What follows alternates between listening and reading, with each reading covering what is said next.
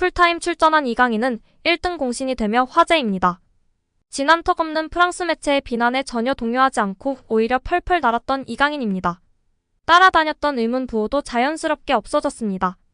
프랑스 매체 푼 메르카토는 이강인은 중앙 미드필더에 나와 멋진 팀플레이로 득점포를 가동했다. 그의 시그니처 슈팅으로 자신감을 되찾은 이강인은 전반 내내 많은 가능성을 보여줬다. 그는 경기 중심에서 활약했다. 이제 이강인은 2024 아시안컵에 나간다. PSG는 이강인이 그리울 것이다 라고 극찬했습니다.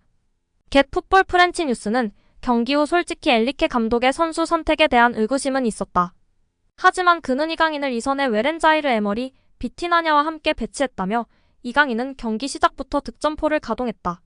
이번 성과로 그는 자신감을 더 키울 것이라고 극찬했습니다. 그러면서 이강인은 브래들리 바르콜라와 함께 빠르고 깔끔하게 윙에서 플레이를 하곤 했다고 보도도 했습니다. 매체는 한국은 이번 아시아축구연맹 아시안컵에서 강력한 우승 후보다. 이강인은 몇 주 동안 팀에서 이탈하는데 파리 사람들이 그의 대표팀 차출로 고통을 겪게 될 것이라고 전하며 팬들의 공감과 지지를 받고 있습니다. 이강인 선수의 우승을 통해 대표팀 합류를 앞두고 기분 좋은 낭보를 전했습니다. 이적 후 첫 우승 트로피를 거머쥐며 64년 만에 아시안컵 우승에 도전하는 클린스만호의 좋은 기운을 선사했는데요. 이날 골맛을 본 이강인 외에도 손흥민, 황희찬 등 공격진의 골감각이 눈에 띄게 올라 있습니다. 손흥민과 황희찬은 잉글랜드 프리미어리그에서 각각 12골, 10골을 기록 중입니다. 괴물 수비수 김민재는 2일 대한축구협회 올해의 선수를 수상한 뒤 최근 대표팀 공격수들의 화력이 워낙 좋다며 수비수들이 집중한다면 좋은 결과가 있을 것이라고 자신감을 보였습니다. 반면 일본 진영에선 벌써 분열 조짐이 일고 있습니다. 일본 대표팀 명단 77%를 유럽파 선수들로 채웠지만 빅리거들이 아시안컵 합류를 앞두고 불만을 쏟아냈다고 하는데요. 아시아 최고 몸값을 자랑하는 구보 다케우사는 내게 돈을 주는 팀은 레알 소시에다드라며 강제로 아시안컵에 갈 수밖에 없다고 말했습니다. 아스널의 수비수 도미아스 다케이로도 아시안컵을 왜 1월에 하는지 모르겠다고 불평했다고 전했는데요. 과연 한국 대표팀이 64년 만에 아시아의 정상 자리에 설 수 있을지 팬들의 관심과 기대가 높아지고 있는 상황입니다. 우리 선수들 부상 없이 맹활약하여 우승하길 기대하고 응원하겠습니다. 경기 후 현지 팬들은 이강인은 마스터 클래스야 마지막에 당한 모욕은 안타까웠어. 오늘 최우수 선수에 뽑힐 만한 자격이 충분했어. 내가 볼 때에는 메시보다 잘하던데? 이강인 축하합니다. 저는 친구도 여친도 직업도 돈도 없습니다. 취미도 없죠. 제가 가진 것은 이강인 뿐입니다. 제 옆에는 이강인 선수가 있었고 저의 삶이 다 열정이에요. 이강인을 무척 좋아합니다. 등의 반응을 보였습니다. 경기 후 기자회견에서는 미드필더진에 대한 질문이 화제가 되고 있는데요. 기자는 비티냐가 최근 수비형 미드필더 자리에 출전하고 있다. 그는 미드필더 자리가 더 잘 어울리는 것 같은데 어떤 점에서 그를 수비형 미드필더로 기용하는지 물었습니다. 엔리케 감독은 제가 보기에도 그는 미드필더가 맞아요. 그러나 그는 윙어도 봤었고 지난 경기에서 몇 차례 수비형 미드필더도 봤었습니다. 그의 장점은 공간을 찾는 것과 활동량인데 수비형 미드필더는 활동량이 중요하진 않죠. 항상 공을 받을 수 있는 자리를 잡으면 됩니다. 직접 패스 길이 없으면 간접으로 찾으면 됩니다.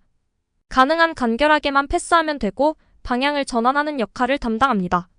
비티냐에게 딱 맞는 포지션은 아니지만 잘 해냈습니다. 이전 경기와 오늘 경기에서 말이죠. 제가 만족한 부분은 워낙 볼 다루는 재주가 좋은 선수지만 오프더블에서도 역할을 해주고 있고 거기에 수비력도 좋습니다. 우리 미드필더에서 중요한 자원이라며 발언했습니다. 이후 우가르테는 왜 뛰지 않았느냐는 질문도 있었는데요. 경쟁이 필요함을 강조한 엔리케 감독입니다. 결국 미드필더 라인이 경쟁이 치열하고 그중 가장 저렴한 이적료로 이적한 이강인 선수가 우가르테, 비티냐를 밀어내고 프랑스 핵 유망주 에머리는 한 자리 차지하는 게 당연하고 다른 한 자리를 실력으로 차지한 것입니다. 그리고 오늘 경기에서도 그 믿음에 보답을 한 이강인 선수입니다. 우가르테는 이강인과 같이 여름에 왔고 무려 860억 원의 이적료로 파리에 입성했고 비티냐는 540억에 입성했었습니다. 어마무시한 이적료를 주고 데려온 선수들을 압살하고 있는 이강인 선수가 참으로 대단하고 자랑스럽습니다. 툴루즈와의 경기 후 프랑스 현지 매체들의 반응을 살펴보면 먼저 카날 서포터즈는 골이 얼마나 아름다운가요? 덴벨레와의 합작이라는 게시물을 올리며 극찬했습니다. 카날 스포츠는 앞서가는 데는 2분 35초면 충분했다. 이강인 이라는 게시물로 극찬했습니다. TNT 스포츠에서는 센세이션 이강인의 슈퍼 팀무브가 골을 만들어냈다며 극찬했습니다. 비티냐의 전환 패스를 덴벨레가 만들어주고 이강인이 멋지게 마무리한 팀워크를 극찬하는 매체였습니다. 이어 베렌 스포츠 USA는 이강인이 환상적인 플레이로 골을 성공시켰다. PSG 리포트에서는 이강인이 파리의 2024년 첫 번째 골을 성공시켰다. 등의 반응을 보이며 이강인의 맹활약과 골을 극찬했습니다. 파리 생제르맹의 킬리안 음바페가 여러 구단의 관심을 받고 있는데요. 영국 매체 팀토크는 맨체스터 유나이티드와 리버풀은 음바페의 입찰이 언제 시작될지 알게 됐다라며 레알 마드리드는 마감 시한을 정하고 음바페 영입 전에 뛰어들 예정이다라고 보도했습니다. 이어 레알 마드리드는 1월 1일 음바페와 협상을 시작할 계획이다라고 덧붙였는데요.